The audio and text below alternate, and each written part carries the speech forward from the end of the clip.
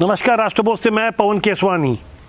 ED CBI को लेकर कांग्रेस भले ही कितने ही आरोप लगाते रहे, लेकिन मौजूदा समय में जिस तरह से खासकर छत्तीसगढ़ में ईडी चुपचाप अपनी कार्रवाई कर रही है, सीबीआई भी कई मामलों में जांच कर रही है। वो अलग बात है कि मीडिया के सामने हर बातें प्रेस विज्ञप्ति के माध्यम से नहीं बताई जाती, लेकिन मौजूदा समय में ईडी की एक और बड़ी कार्रवाई चुपचाप हो रही है।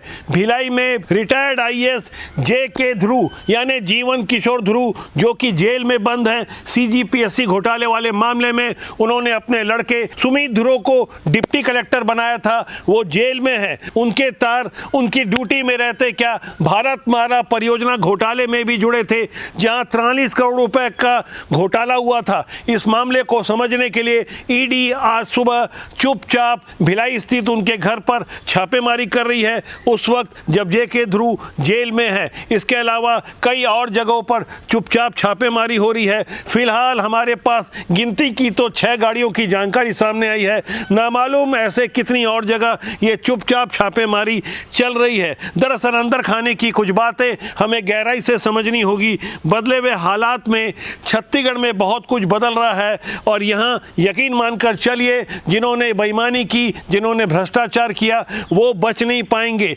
छत्तीसगढ़ में भारतमाला परियोजना के जिस मामले को लेकर ईडी फिलहाल छापेमारी कर रही है, इस मामले में पूर्व एसडीएम शशिकांत कुर्रे सहित जगदलपुर के पुराने कमिश्नर निर्मल साहू भी जेल में हैं, यानी बड़े बड़े रसूखदार जेल में हैं। हरमीत खनूजा इस मामले की एक प्रमुख कड़ी बताए जाते हैं। उसने अपनी पहली पत्नी को तलाक देकर तहसीलदार रविंद्र कौर से शादी की थी। उसके बाद घोटालों का जो सिलसिला शुरू हुआ, आज की तारीख में वो घोटाला तो पकड़ा गया है, लेकिन अंदर खाने हमें समझना होगा कि क्या ईडी और सीबीआई पूरी ईमानदारी से ऐसे चेहरों को बेनकाब कर पाएगी जो आज तक छिपे बैठे हैं, जिनके गिरेबान पर हाथ नहीं डाले गए हैं। भूपेश बघेल भी ऐसे ही एक मामले में आरोपी हैं। वो मामला है महादेव सट्टा वाला। इसके अलावा सीबीआई कई अन्य मामलों की जांच कर रही है। वैसे तो सीबीआई ने बीते साल 26 मार्च 2025 को भी भूपेश बघेल के घर पर छापेमारी की थी, और यही सीबीआई सीजीपीएससी वाले मामले में भी 400 पेज की अंतिम चार्जशीट यानी फाइनल रिपोर्ट कोर्ट के सामने प्रस्तुत कर दी है। इस मामले में जो चेहरे बेनकाब हो चुके थे, उन्होंने सुप्रीम कोर्ट से आदेश प्राप्त करने के बाद नौकरी ज्वाइन कर ली है। यानी जिन्होंने बेईमानी से डिप्टी कलेक्टर और डीएसपी जैसी बड़ी बड़ी कुर्सियां हासिल की थी, वो अभी भी हमारे लोक सेवक बने हुए हैं। और ऐसे ही लोक सेवक नामालूम, जिनके बारे में पता नहीं चला वो किस तरह से अभी सिस्टम में बैठकर व्यवहार कर रहे होंगे। आज जिस वक्त मैं विश्लेषण कर रहा हूँ, छत्तीसगढ़ के एक पूर्व चर्चित आईएएस BKS रे का निधन हुआ है। ये वही BKS रे हैं जिन्होंने शिक्षा सचिव रहते हुए स्कूलों में हो रही फर्जी मेरिट सूची के घोटाले का उजागर किया था।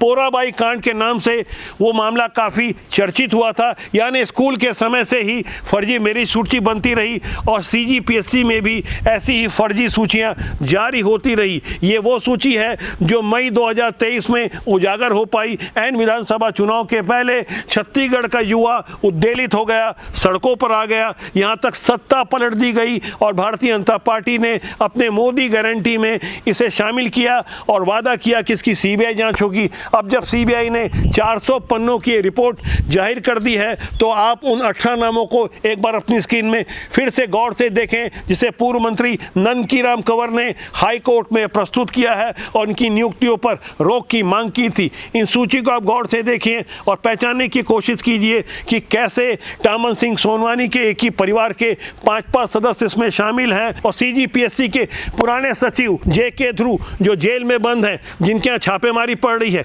इनके बेटे का भी नाम है, और राज्यपाल के पूर्व सचिव अमृत खलको के 2 बेटा बेटी दोनों का नाम है। यानी एक ही परिवार के 2 लोग डिप्टी कलेक्टर बन गए। इसी तरह उद्योगपति श्रवण गोयल के परिवार से भी 2 डिप्टी कलेक्टर बन गए, और यहाँ तक टामन सिंह सोनवानी का सुअर बेचने वाला भतीजा, जिसने बेंगलोर से BCA किया था, लगभग पढ़ाई छोड़ चुका था, वो अचानक DSP बन गया। ये वो सारे नाम हैं, कई कांग्रेस के नेताओं के रिश्तेदारों के भी नाम हैं। ये नाम आप गौर से देख सकते हैं। दावा किया जा रहा है कि सूची में 11-12 ऐसे नाम हैं जो सिर्फ रिश्तेदारों के हैं, और ना मालूम ऐसे कितने और नाम होंगे जो इन 20 की सूची के अलावा 171 लोगों की उस सूची में शामिल है जिनका सिलेक्शन हुआ।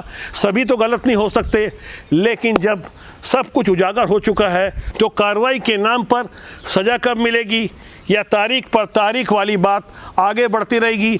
सबसे ज़्यादा हैरान करने वाली बात यह है कि टामन सिंह सोनवानी सरकार बनते ही 1 जनवरी 2019 से लेकर 31 दिसंबर 2019 तक, यानी पूरे 1 साल उस समय के नए नए मुख्यमंत्री बने भूपेश बघेल के सचिव थे, और यही वो नीति निर्धारक थे जिन्होंने उस समय की भूपेश बघेल की सरकार की नींव रखने में अहम भूमिका निभाई थी। उसके बाद वो अचानक CGPSC के चेयरमैन बन जाते हैं, और 2022 में भूपेश बघेल की बेटी का भी इसी CGPSC में सिलेक्शन होता है।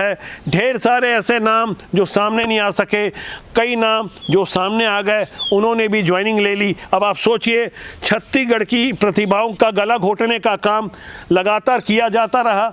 जो पकड़े गए वो उजागर हो गए, जो नहीं पकड़े गए वो आज भी कहीं ना कहीं बेईमानी से नौकरी कर रहे हैं, और जिन्होंने इनसे रिश्वत ली, जिन्होंने सीटों का सौदा किया, वो चुपचाप कहीं ना कहीं बैठे होंगे। ऐसा तो नहीं हो सकता कि इनकी चोरी, इनकी बेईमानी के बारे में और लोगों को जानकारी नहीं होगी। दरअसल अपराध छुपाना भी अपराध करने जैसा ही एक बड़ा अपराध होता है। इसलिए हम सबसे आग्रह करते हैं कि अच्छे लोग सिस्टम से जुड़े, निडर होकर काम करें, बेधड़क होकर अपनी बात रखें, क्योंकि आज हम चुप रहे तो आने वाला कल हमें माफ़ नहीं करेगा।